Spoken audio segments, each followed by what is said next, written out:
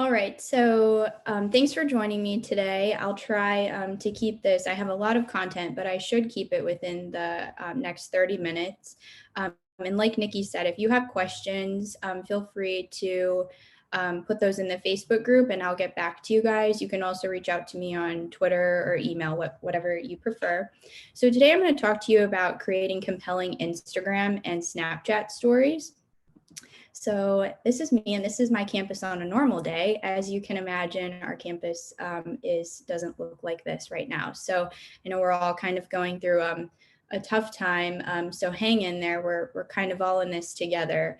I have been at Kent State University. We're in Ohio, for anyone who's not familiar with Kent State, but I have been there 6 years now, well, a little over 6 years. And it's been great. So I lead our our social media team. It's myself, a social media community manager, and then I have a team of students.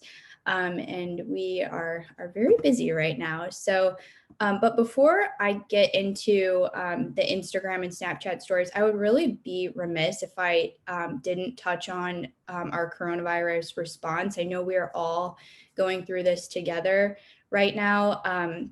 But I did just kind of want to give you guys some helpful things that have helped my team kind of navigate this time. So I just wanted to share a little bit, and I will not keep you guys on this topic very long. So just a couple of things that have helped me that I think might help you guys. I know many of us have kind of this internal social media user group because our universities are very large. So make sure that you're communicating with this group, and this kind of echoes what Tyler was just saying. Your colleges, your departments, your offices within your university, they're looking to you right now, and you guys probably already know this. They're looking to you for guidance, for help, for content. They are coming to you with a million questions. So a couple of things that have helped me. So we're all virtual now. So I kind of set up Microsoft Team meetings with them where I invited the entire user group. And within there, I shared various resources with them. So Facebook, Twitter, Instagram, Snapchat story templates, some pre-made graphics with information from the CDC and whatnot. We also have Google Sheets with canned responses, if you will, with information that we pulled from our FAQ page. I also have a Google Docs set up where I'm linking all social media posts from our university so that our internal group just has one place to go and they can pull content from there. So just a couple of things that have helped us. We also, here's one of our Instagram stories. We really haven't used Instagram posts for this because, as you know, Instagram is very visual, but we have used stories a couple of times. So this is just one example of a story that we posted. This was when we announced last week that classes were moving online through April 12th. Obviously, things have since changed, but this is just one example to show you how we kind of got that message out to the university using Instagram stories. And then, some other resources that we have. We've done some Facebook and Instagram lives with our university leaders, and we're doing one actually right after this with our president in a very similar fashion to what we're doing right now with Zoom. So that has been very helpful. We also have a really robust web page that our web and content teams have put together. It houses many, many, many FAQs, resources, all links to all of our communications and emails. It's very robust. We also have a single phone number and email address that we've been pushing out. So I just wanted to touch on that a little bit, just to kind of give you guys a little bit of information and let you know some things that have helped us. So I'll transition over into stories now. So why stories? Many of you are probably using Instagram and or Snapchat stories.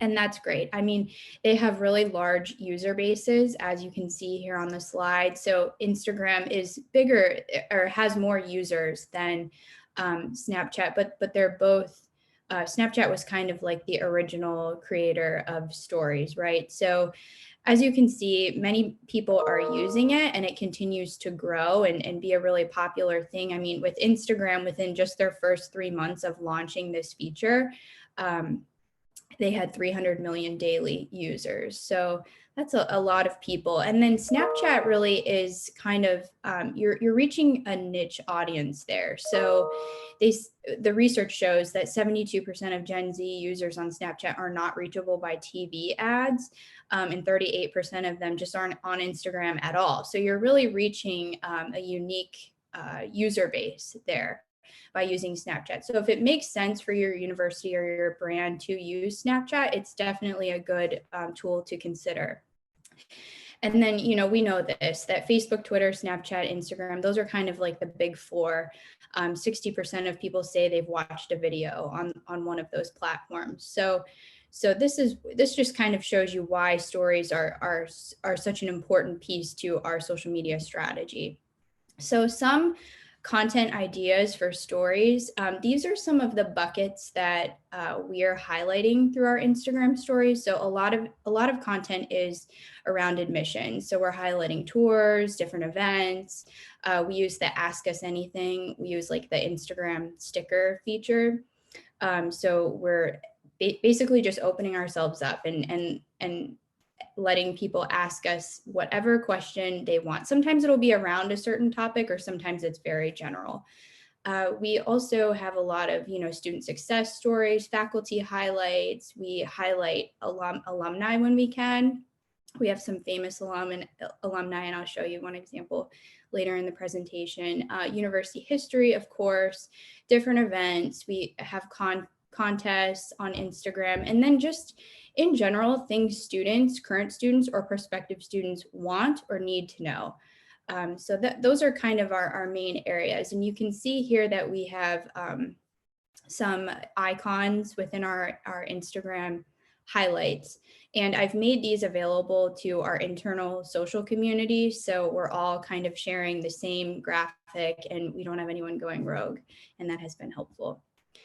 So some examples to share with you, a couple of these are videos. So the first one here, many of you might know this, we are approaching our 50th anniversary of the shootings on May 4th, 1970.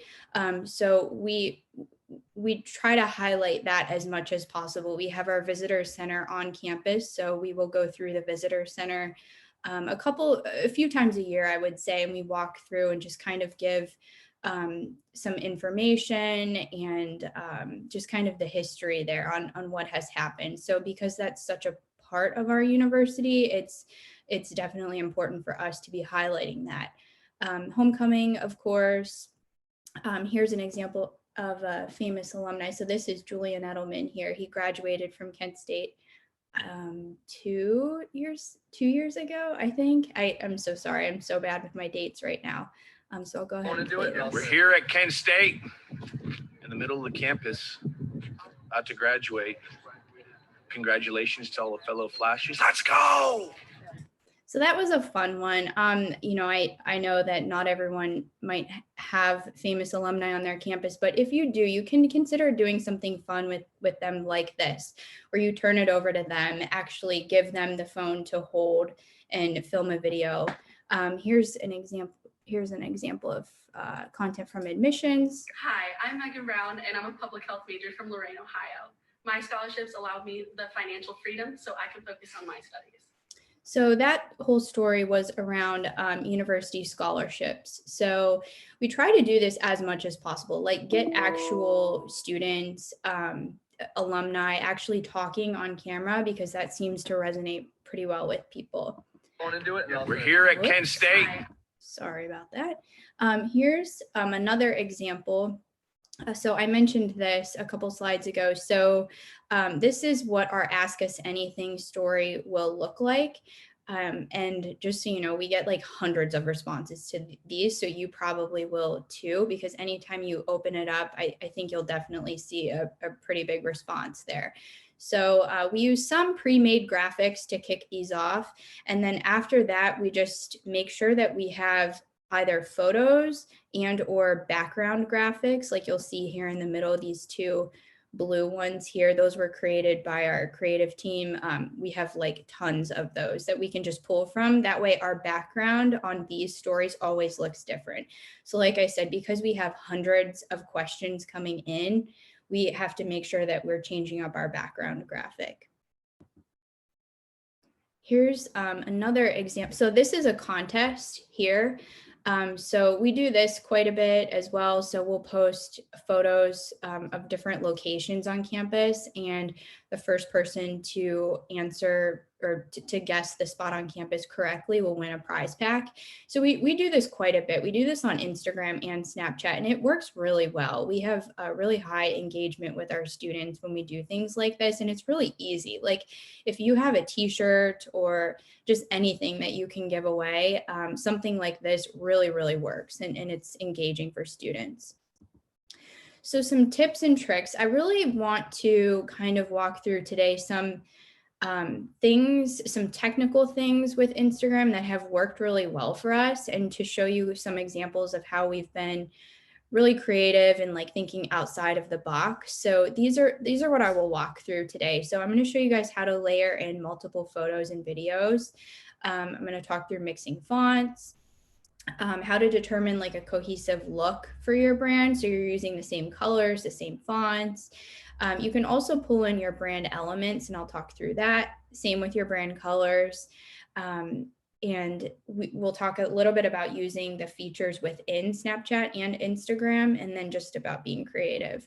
So here's the first one. So layering in multiple photos and videos. So what you see here on the screen, these are some examples of where we're pulling in multiple photos, or in this first slide here, we have a video and a photo going at the same time. So that was something cool that we did. So how I did that, I filmed the video in Instagram, and then I'm sorry, this is going to be kind of difficult for me to explain, but I will send a YouTube link on how to do this. So you can go, once you film the video in Instagram stories, when you go over into your camera roll, you can copy a photo and quickly go back over into Instagram, and a little sticker will pop up in the bottom that says add as a sticker. And you click that, and then it places your photo there, and then you can adjust as you wish.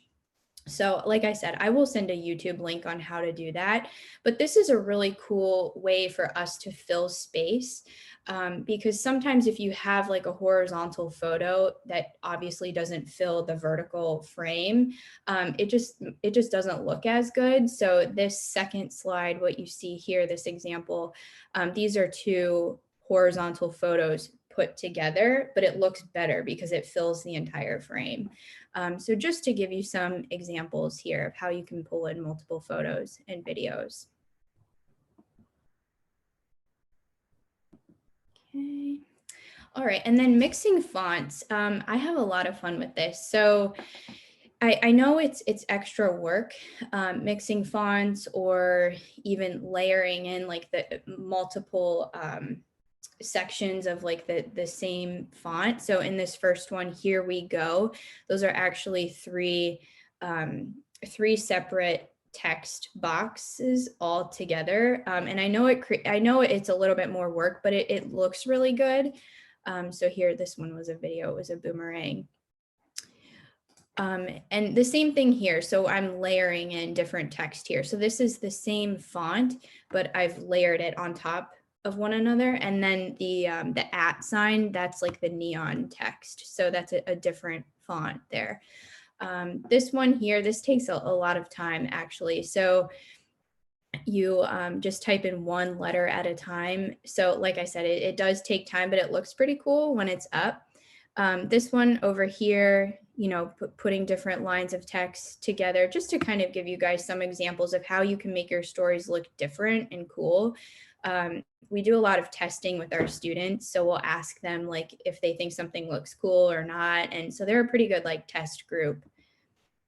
So determining a cohesive look. So We work with our creative team to develop some graphics. So what you see here, this game day graphic and the at the half, those were actually created by our creative team in like Photoshop or InDesign, but they've just given us templates. So we actually just type in the scores here and all of that. So that's a fun way to make it look really cohesive, like especially when we're covering athletics events, we will use these kind of pre-made graphics. So an athletics story looks like an athletics story. And then the text throughout, like what you see here on the left, it all kind of looks the same. We try to use the same colors, the same fonts, and all of that. So including brand elements. So in our style guide, which you can find at kent.edu/brand, we have different brand elements. These are just a few of them. So what you can do if you guys have an online style guide like this, or if you can work with your creative team, you can actually download the PNG icons and airdrop them to yourself. And then you can do what I talked you through earlier, how you go to your camera roll and copy and then paste it into your story. You can do that same thing with these PNG icons. So I have a screen recording here that I will show you guys so you can see. So here's a photo. I go over into my photos, my camera roll, and I've copied that PNG, and there's the add sticker. And then you can, place it wherever you'd like. So that's one way of getting your brand elements in stories. Another way of doing that, and our alumni team actually did this. This screenshot here shows you what appears when you search Kent State in Instagram.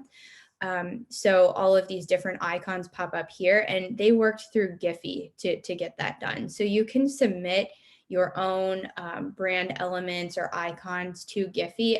They said that the process, they don't really tell you when it has been approved. You just kind of have to keep searching to see like if they've gone in or not. But I think this one took about 2 weeks for them to get into the system. So, and I can give you guys more information on that later, but just know that those are 2 ways that you can get your brand elements in your Instagram stories. You can do the same thing with your colors. So the screenshot here is from our style guide online as well. So what I've done here is I've just right-clicked and saved the image. So you just save like the color or the image. And you can airdrop it to your phone, and then I'll show you a screen recording of what happens then. So you would load the color into this the exact same way that I just showed you guys. You'd go to your camera roll and load it into your stories. This is paused for some reason. So here's the color block here. So you would type your text. You would use the eyedropper tool, which is here. You would highlight your text. Oh, this got cut off, I'm sorry. Use the eyedropper tool, and then what you would do is touch this yellow box here. And then once your text turns that color that you want, that's your brand color, you can just take the box, the yellow box, and drag it down and delete it. So that's just one easy way for you to get your actual university colors in your Instagram stories. Some other tips and tricks. So using the features within the app. So as you know, like there's so many different features within Instagram that you can use. So on the left here, this uses 2 stickers actually. So just trying to use the things that are within Instagram to make your stories look visually appealing. So we added these line stickers to make the 400 stand out. So like I said, just using the features within to be creative. This next one here, this is a boomerang, but what I've noticed with boomerangs, I know we use tons of boomerangs and you guys probably do too. You can try to get different angles. So for this one, I was actually walking as I filmed the boomerang, and I think it turned out pretty cool. So see how you have like kind of that movement with the boomerang, it just kind of gives you a different visual. And then I'm sure you're all aware of this, that we can share posts from different accounts within. So we do this quite a bit. It just helps us kind of collaborate with our internal departments and, cross promote and all of that. So that's a helpful thing for us as well. Okay. Another cool thing that we've done in the past, we haven't done this as much, maybe just a couple of times. We use Instagram's polling feature. So what you see here, these are just a few of the clips. This was actually a much longer story, but my students had this idea of using Instagram's polling feature and creating different graphics within Canva. They actually did use Canva for this, and I thought it looked pretty nice. So they wanted to know like what our students favorite places on campus, favorite dining halls, whether they preferred Flash or a black squirrel. The black squirrel is our unofficial mascot. So they put this really fun thing together, and it was cool. We wrote a blog post about it after, just kind of giving the results, and it's just a fun way to engage with your audience. So these are just some examples for you guys. And like I said, these slides were created within Canva. Some other ideas. So just, kind of being creative and thinking outside of the box is really important. So we try to use, of course, what's available to us within Instagram, but then also outside of that. So this first one I'll show you here, we just announced that our food truck is coming back. Well, yeah, but our campus is not open right now. So this was a couple of weeks ago. We announced that our food truck was coming back. So as you can see here, I just placed some different stickers on. And then for this second slide here, what I did was our dining services had a graphic on their story, and I wanted to share that graphic, but I wanted to give it a different look, and make it kind of cool. So I'll show you guys what I did here. So I just kind of revealed it. How I did this was I put the graphic in, and then I turned the entire background blue, and then I did a screen record on my phone, and I used the eraser tool and I erased all the way down. And then I ended my screen recording, of course. So I actually uploaded that video. And I can give you guys more details on that later, but you will have access to the slides, I believe. So, but that was just a cool thing, something different. Instead of just linking directly to that graphic, just kind of doing a reveal, I think made it a little different. You can also use the countdown within Instagram. We do this quite a bit. It's pretty fun because students will actually add the countdown to their story. And then once the countdown is up, it'll notify them and they can reshare it to their story. So that's a fun way to engage. And then I think just thinking about like really unique stories that you can tell. So this last slide here, this was our fifth anniversary of our canine unit. We have our own police services on campus, and they have a canine unit.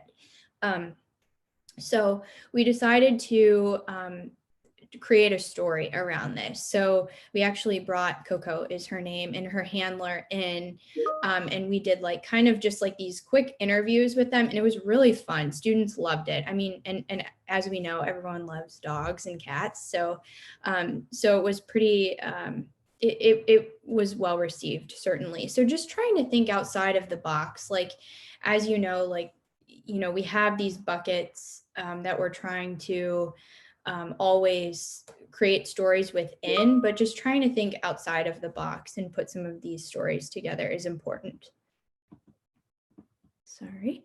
So that's all I had, guys. If you have questions, contact me. I really just wanted to show you guys just some really helpful like kind of tips and tricks. But I'd be happy to talk in more detail about, what makes a good story and all of that. So if you have questions, please reach out to me. My email's here. You can reach out to me on Twitter. I'm on all the socials. So really, however you want to get a hold of me, please do.